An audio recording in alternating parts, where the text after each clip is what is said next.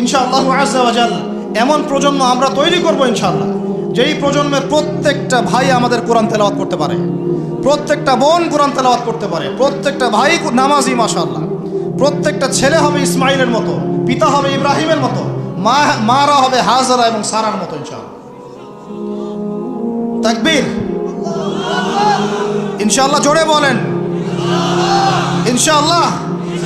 আমরা এমন প্রজন্ম করব ইনশাআল্লাহ, যে প্রজন্মের এক একটা ছেলে হবে ইসমাইলের মতো, এক একটা পিতা হবে ইব্রাহিমের মতো, এক একটা মা বোন হবে হাজারার মতো ইনশাআল্লাহ, সারা আলাইহিস সালামের মতো।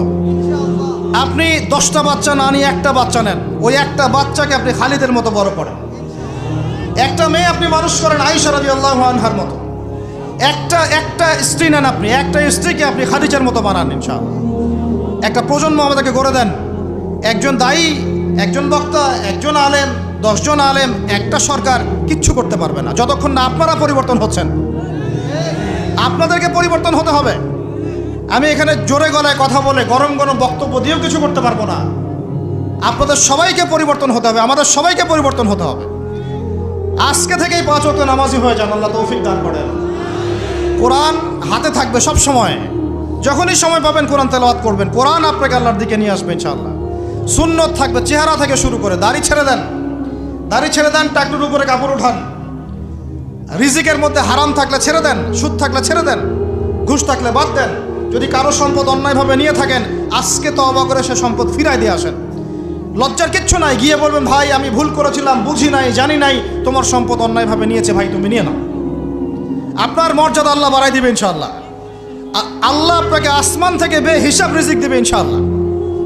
যে বোন পর্দা করছো না, আজকেই পর্দা ধরো ইনশাআল্লাহ। যারা পরিবারের প্রতি শিথিল, পরিবারের প্রতি কঠোর হন, আপনার সন্তানের প্রতি কঠোর হন, ভাইয়ের প্রতি কঠোর হন। দেখেন আপনার ভাই গোপনে জেনা করছে কিনা, মেয়েটা গোপনে জেনা করছে কিনা। এই ফ্রি মিক্সিং ত্যাগ করেন, ফ্রি মিক্সিংয়ের সংস্কৃতি ত্যাগ করেন, মোবাইলের সেলফির সংস্কৃতি ত্যাগ করেন, শোডাউন আইওয়াশ এগুলো বন্ধ করেন, কিছু করার চেষ্টা করেন আল্লাহর জন্যে। আল্লাহ পাক সবাইকে তৌফিক দান করেন। যারা আমরা মাদ্রাসায় পড়ি, আমরা যারা মাদ্রাসায় টুকটাক যাওয়া আসা করি, আমাদের জীবনের উদ্দেশ্য যেন এমন না হয় যে একটা ইমামতি হলেই বাস কাম খালাস। না, একটা ইমামতির জন্য আল্লাহ আপনাকে সৃষ্টি করেন। একটা বই লিখেছি বাস অনেক কিছু হয়ে গেছে, একটা মাদ্রাসা প্রতিষ্ঠা করেছি বাস অনেক কিছু করে ফেলেছি, এমনভাবে কখনো চিন্তা করবেন না। স্বপ্ন বড় করেন, লম্বা স্বপ্ন দেখেন, দীর্ঘ স্বপ্ন দেখেন, বাইতুল মুকাদ্দাস পর্যন্ত স্বপ্ন নিয়ে যান, আল্লাহ তৌফিক দান করেন। আর আমরা কোনো বিচ্ছিন্ন জনগোষ্ঠী না, আমরা একা একা কখনো আইন হাতে তুলে নিব না, ঠিক আছে? আমরা একটা পুরো জাতি করবো ইনশাআল্লাহ, ওই জাতিগতভাবে আমরা এগিয়ে যাবো ইনশাআল্লাহ। আল্লাহ পাক আমাদের প্রশাসনকে হেদায়েত দেন, সরকারকে হেদায়েত দেন, আম জনগণকে হেদায়েত দেন, মা বোনদেরকে হেদায়েত দেন, যুবক ভাইদেরকে হেদায়েত দেন। আর আমাদের এক একটা বাচ্চাকে আমরা আবু উবাইদার মতো বড় করবো ইনশাআল্লাহ, ইনশাআল্লাহ। আল্লাহ রাব্বুল আলামিন আমাদেরকে বলছেন ওয়াল আসর, হে মুমিনরা সময়ের কসম করে বলছি, আমি আল্লাহ সময়ের কসম করে বলছি। সময়ের কসম কি বুঝি ভাই? সময় আমাদের জীবনের সবচেয়ে ইম্পর্টেন্ট জিনিস। আল্লাহ পাক অহেতুক কোনো বিষয় শপথ করবেন না তো। আল্লাহ পাক যখন কোনো কিছুর কসম করেন, সবচেয়ে শ্রেষ্ঠ বিষয়ের কসম করেন। তাহলে আমাদের জীবনের সবচেয়ে শ্রেষ্ঠ বিষয় কি? আরো জোরে বলেন। এই সময়টা আপনি একটু ঠান্ডা মাথায় বাসায় গিয়ে চিন্তা করেন। আজকে আপনার ভাই ওয়াজ করে গেছে, আমি একটু চিন্তা করি, আপনার আমার হায়াত সর্বোচ্চ হয়তো 60-70 বছর, আরও হয়তো আল্লাহ বাড়াই দিলে 100 বছর, এর বেশি গড়াইও আমাদের নাই, আছে? এখন আপনার বয়স কত? কারো 20, 25, 30, 40, 50, ঠিক না? ঠিক। এখন আপনি বাসায় গিয়ে চিন্তা করে দেখেন, যদি আমাদের হায়াত হয় 60 বছর, আল্লাহ আমাদেরকে যেন দীর্ঘ নেক হায়াত দারাজ করে না। আমি আমাদের ভাইদেরকে, বোনদেরকে, ওলামায়ে কেরামকে, আমাদের নেতাদেরকে, সবাইকে আল্লাহ পাক দীর্ঘ নেক হায়াত দারাজ করেন। এখন কথা হচ্ছে, যদি ধরে নেই যে আমাদের হায়াত 60 বছর, আপনার আমার বয়স থেকে কিন্তু 30, 40, 50 বছর অলরেডি চলে গেছে। এখন চিন্তা করবেন যে এই সময় যেটা চলে গেল, এই সময়ের মধ্যে আমি কতটুকু নামাজ পড়েছি, কতটুকু রোজা রেখেছি, যাকাত দিয়েছি কতটুকু, হজ ফরজ হয়েছে করেছি কিনা, দিনের পথে আমার অবদান কি, দিনের পথে আমার অবদান কি, আল্লাহর দিনকে যে আল্লাহ সাহায্য করতে বললেন আমি কি করেছি। এই চিন্তাটুকু বাসায় গিয়ে করেন, এর সাথে এই চিন্তাটাও করেন যে এই 30, 40, 50 বছরে আমরা গোনা করলাম কতগুলা, কতদিন নামাজ পড়ি নাই, কতদিন রোজা রাখি নাই, কতদিন সুদ খাইলাম, কতগুলো মেয়ের সাথে আমার সম্পর্ক ভাই, কতগুলো ছেলের সাথে আমি টাঙ্কিবাজি করি, দেবর ভাবি, এখন দেবর ভাবি, তারপর শালিদুল্লাহ ভাই, পরকিয়া কত কি চলতেছে। এখন মানুষ লিঙ্গ পর্যন্ত পরিবর্তন করে, নাউজুবিল্লাহ। জেনা, সুদ আর ঘুষ আর ব্যভিচার আর অশ্লীলতার সয়লাভ চলতেছে আমাদের শহরগুলোতে। এই শীতকালের মৌসুম বিভিন্ন জায়গায় ধুম ধারাক্কা গান বাজতেছে, দেখেন না আপনারা, শোনেন। যখন মানুষ ধার্মিক হয় তখন সমাজটা এরকম হয়। আপনি মনে করছেন নামাজ তো আমি 5 ওয়াক্ত পড়ি, আমার তো কোনো সমস্যা নাই, রোজা তো আমি রাখি, কোনো সমস্যা নাই, সৎ কাজে আদেশ তো করতেছেন, অসৎ কাজের কোনো নিষেধ নাই।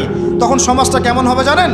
সমাজটা হবে এমন, মসজিদে নামাজও হবে, পাশে পিকনিকের এরকম ঢোল তবলা বাজবে। কারণ সৎ কাজে আদেশ তো আপনি করছেন, অসৎ কাজে নিষেধ নাই। সমাজ পরিবর্তন হবে তখনই যখন সৎ কাজের আদেশের সাথে সাথে বলেন অসৎ কাজে নিষেধও থাকবে।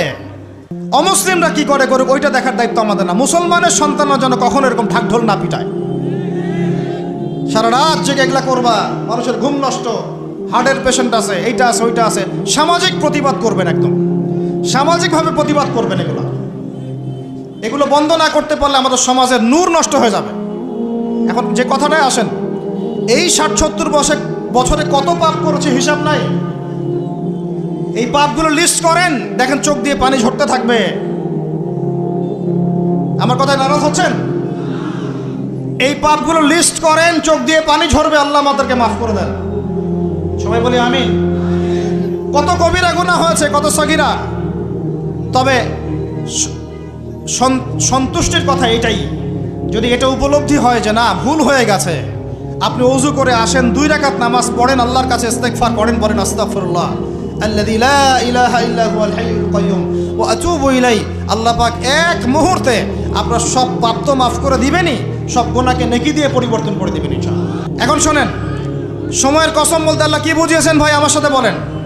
সময়ের গুরুত্ব, সময়ের, আরো আসতে বলেন, সময়ের, বলে আসরি মানে সময়ের কসম, মানে সময়ের গুরুত্ব। আমাদেরকে সময়কে গুরুত্ব প্রদান করতে হবে। আল্লাহ পাক তৌফিক দান করেন।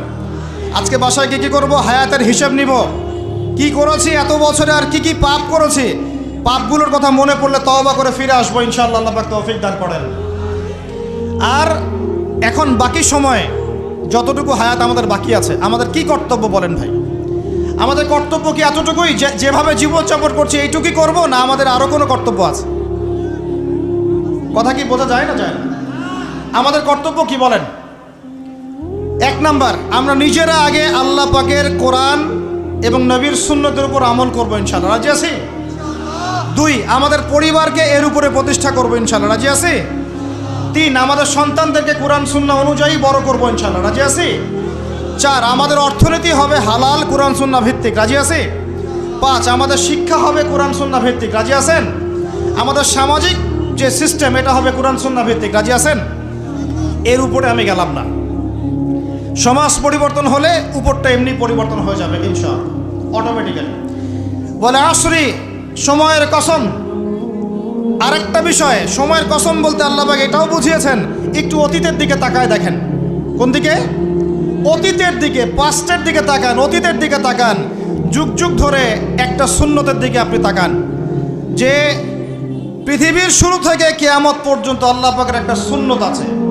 আল্লাহর সুন্নত কি? আল্লাহর সুন্নত এটা, প্রত্যেক যুগে যুগে যে বা যারাই আল্লাহর বিধান মেনে চলেছে, আল্লাহ পাক তাদেরকে দুনিয়াতেও সমৃদ্ধি দিয়েছেন, পরকালে জান্নাত দিয়েছেন। সুবহানাল্লাহ। আর দুনিয়াতে প্রত্যেক যুগে যুগে যে বা যারাই আল্লাহর বিধান মানে নাই, রাসূলের বিধান মানে নাই, আল্লাহ দুনিয়াতে লাঞ্ছিত করেছেন, পরকালে জাহান্নাম দিয়েছেন। বলেন নাউজুবিল্লাহ। আমার কথা বুঝতে পারলেন ভাই? আরো একবার রিপিট করছি, আল্লাহর সুন্নত কি? আল্লাহর সুন্নত হচ্ছে প্রত্যেক যুগে যুগে যে বা যারাই আল্লাহ এবং তার রাসূলের বিধান মেনে চলেছে, আল্লাহ দুনিয়াতেও সুখী করেছেন, পরকালেও জান্নাত দিয়েছেন। প্রত্যেক যুগে যুগে যে বা যারাই দুনিয়াতে আল্লাহ এবং তার রাসূলের বিধান মেনে চলে নাই, দুনিয়াতেও লাঞ্ছনা, পরকালেও বলেন লাঞ্ছনা। এখন একটা এক্সাম্পল দেই, নূহ আলাইহিস সালামের যুগ দেখেন, যারা আল্লাহর বিধান মেনেছে আল্লাহ নাজাত দিয়েছেন, মানে নাই ডুবিয়ে মেরেছেন। ঠিক আছে কথা? মূসার যুগ দেখেন আলাইহিস সালাম, আল্লাহর বিধান মেনেছে, বনু ইসরাইলকে নাজাত দিয়েছেন, মানে নাই ফেরাউনকে ডুবায় মেরেছেন। দেখেন আপনি শুআয়বের কওমকে দেখেন, শুআয়ব আলাইহিস সালামের কওম, কওমে মাদিয়ান, আল্লাহর বিধান মেনেছে, যারা আল্লাহ পাক নাজাত দিয়েছেন, মানে নাই ভূমিকম্প দিয়ে ধ্বংস করেছে। কওমে লূত, কিছু মানুষ বিধান মেনেছে, আল্লাহ নাজাত দিয়েছেন, মানে নাই আল্লাহ রব্বুল আলামিন লূত আলাইহিস সালামের কওমকে একদম আসমানে উঠিয়ে পাথর নিক্ষেপ করে থেতলা করে আবার উল্টা দিকে দাফন করে দিয়েছেন। এদের পাপ ছিল, এটা সমকামী ছিল, সমকামী, যে সমকামিতা এখন ছড়িয়ে পড়ছে আপনাদের মধ্যে। নাউজুবিল্লাহ, আল্লাহ পাক আমাদেরকে হেফাজত করেন। একইভাবে নবী সাল্লাল্লাহু আলাইহি ওয়াসাল্লামের যুগ তাকান, এই যে আবু জেহেল, আবু লাহাব, উতবা, শাইবা, রাবিআ, এরা আল্লাহর বিধান মানে নাই, আল্লাহ ধ্বংস করেছেন। আবু বকর, ওমর, ওসমান, আলী রাদিয়াল্লাহু আনহু আজমাইন, তারা মেনেছেন, আল্লাহ দুনিয়াতে সমৃদ্ধি দিয়েছেন, পরকালে জান্নাত। বুঝাতে পারলাম কি ভাই? বলে আসরি মানে কি বুঝাতে পারলাম? আল্লাহ পাক এই সময়ের কসম করে বলছেন, হে মানুষ শুনো, ইন্নাল ইনসানা লাফি খুসর, সমস্ত মানুষই ক্ষতির মধ্যে আছে। বলেন নাউজুবিল্লাহ। এখানে আল্লাহ পাক একদম আমভাবে সবাইকে বলছেন, সবাই ক্ষতির মধ্যে আছে। মানুষের ক্ষতি কয় প্রকার? আমার সাথে বলেন, মানুষের ক্ষতি দুই প্রকার। কয় প্রকার? মানুষের ক্ষতি কয় প্রকার? এক, ইহকালীন ক্ষতি, দুই, পরকালীন ক্ষতি। এক, ইহকালীন ক্ষতি, দুই, পরকালীন ক্ষতি। ইহকালীন ক্ষতি কি? ইহকালীন ক্ষতি হচ্ছে সূরাতুল রুমের এই আয়াতটা। আল্লাহ পাক বলছেন, বা'দা আউযু বিল্লাহি মিনাশ শাইতানির রাজিম, যাহারাল ফাসাদু ফিল বাররি ওয়াল বাহরি বিমা কাসাবাত আইদিন নাস। আল্লাহ পাক বলছেন, জলে, জলে মানে পানিতে, এবং স্থলে মানে এই যে জমিনে, জলে এবং স্থলে যত বিপর্যয়, অরাজকতা, এই যে আপনারা দেখছেন ফাসাদ, ফিতনা যে ছড়িয়ে পড়ছে, এগুলো মানুষের হাতের কামাই, মানুষের হাতের কামাই। বনভূমি উজাড় করেছে কে? জিন না মানুষ? বলেন। এই পরিবেশ নষ্ট করেছে কে? জিন না মানুষ? বলেন। খাবারে ভেজাল দিয়েছে কে? জিন না মানুষ? অর্থনীতির মধ্যে সুদকে ঢুকিয়েছে, জিন না মানুষ? এই বেপরদামি, জেনা, মাদক কে ছড়িয়েছে? জিন না মানুষ? নামাজ কালাম ছেড়ে দিয়ে পাবজি, ফ্রি ফায়ার নিয়ে কে পড়ে আছে? জিন না মানুষ? বলেন, জিন না মানুষ? আল্লাহর বিধান বাদ দিয়ে শয়তানের বিধান চালু করেছে কে? জিন না মানুষ? যাহারাল ফাসাদু ফিল বাররি ওয়াল বাহরি বিমা কাসাবাত আইদিন নাস, জলে স্থলে যত বিপর্যয়, অরাজকতা, সমস্যা, এগুলো মানুষের হাতের কামাই। বলি নাউজুবিল্লাহ। আমরা যা করব তাই পাবো, আমরা যা করব তাই। মাদক খাচ্ছেন আপনি, আপনাকে ফলভোগ করতে হবে। সুদ খাচ্ছেন আপনি, আপনাকেই ফলভোগ করতে হবে। এই বেহায়ের মতো মেয়েরা চলছে, ওকেই দেখবেন ফলভোগ করতে হবে। মেয়ের সাথে হারাম সম্পর্ক করছেন, আপনাকে ফলভোগ করতে হবে। যে যে পাপ করবে তাকে তার ফল ভোগ করতেই হবে। আল্লাহ পাক আমাদেরকে হেফাজত করেন, মাফ করেন। আমি তাহলে মানুষের একটা ক্ষতি পেলাম, ইহকালীন ক্ষতি। কি ক্ষতি ভাই? আর দুই নাম্বার হচ্ছে পরকালীন ক্ষতি। পরকালীন ক্ষতি কেমন? এবার বোঝেন। এই যে আমরা নিশ্চিন্তে ঘুমাই, সারা জীবন 30, 40, 50 বছর নিশ্চিন্তে কাটাচ্ছি, কোনো ফিকির নাই, নিজের পরিবারের, সমাজের, রাষ্ট্রের, উম্মার কোনো ফিকির নাই, অথচ এই মানুষের সামনে অপেক্ষা করছে মৃত্যু। জি, আজকে থেকে 100 বছর পরে আমাদের মধ্যে কেউ থাকবে না পৃথিবীতে, এটাই সত্য। তারপরে আছে কবরের সওয়াল জবাব, তারপরে মিজান, এই ফুলসিরাত, পুনরুত্থান, জান্নাত, জাহান্নাম, এগুলো আমাদের সামনে অপেক্ষা করছে। আর সেই মানুষ নিশ্চিন্তে বসে বসে মেয়ের সাথে টাঙ্কি মারে। সেই মানুষ বাইক নিয়ে একটা মেয়েকে নিয়ে ঘুরছে, সেই মেয়ে একটা ছেলের সাথে চটপটি ফুচকা খায়। সেই লোক আল্লাহর বিধানকে সরাই দিয়ে শয়তানের বিধান চালু করা শুরু করল। সেই ব্যক্তি সুদ খাচ্ছে, সেই ব্যক্তি ট্রান্সজেন্ডার এই মতবাদ প্রমোট করতেছে। হ্যাঁ, সেই ব্যক্তি শিক্ষার মধ্যে ইসলাম বিদ্বেষী বিষয় ঢুকাই দিল। অথচ এই মানুষের সামনে পরকাল অপেক্ষা করছে। একদম টেনে হিস্ট্রি আল্লাহ পাক সামনে নিয়ে দাঁড় করাবেন, দাঁড় করে জিজ্ঞাসা করবেন। তাহলে আমরা কত অপদার্থ, কত বোকা, আমরা কি বুঝতে পারছি ভাই? একটু বুঝতে পারছেন কি? আল্লাহ পাক সূরা আহজাবে এটাও কিন্তু বলেছেন যে ইন্নাল ইনসানা যালুমান জাহুলা। এর আগে আল্লাহ বলছেন মানুষ যে জালেম জাহেল, আমরা যে অপদার্থ, আল্লাহ পাক কি বলছেন শুনুন। আল্লাহ বলছেন ওয়ালাকাদ আরাদনাল আমানাতা আলাস সামাওয়াতি ওয়াল আরদি ওয়াল জিবাল। আমি ইসলামের এই আমানত, শরিয়াত, কোরআন হাদিসের এই যে আমানতটা, এটা আসমান সমূহকে দিতে চেয়েছিলাম, তোমরা কি নিবা? আমি জমিনকে দিতে চেয়েছিলাম, তোমরা নিবা? আমি পাহাড়কে দিতে চেয়েছিলাম, তো আমানত কি নিবা? ফাআবাইনা, তারা বলেছে না, নিতে পারবো। ওয়াশফাকনা মিনহা, তারা অক্ষমতা প্রদর্শন করেছে।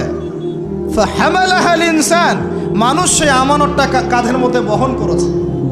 আমরা সেই আমানত কি করেছি ভাই? কাঁধে বহন করেছে। আল্লাহ পাক বলছেন ইন্নাল ইনসানা যালুমান জাহুলা, মানুষ কত জালেম, মানুষ কত জাহেল। আমাদের সামনে পরকালীন এই কঠিন জবাবদিহিতা অপেক্ষা করছে। এরপরে আমাদের জীবন যেমন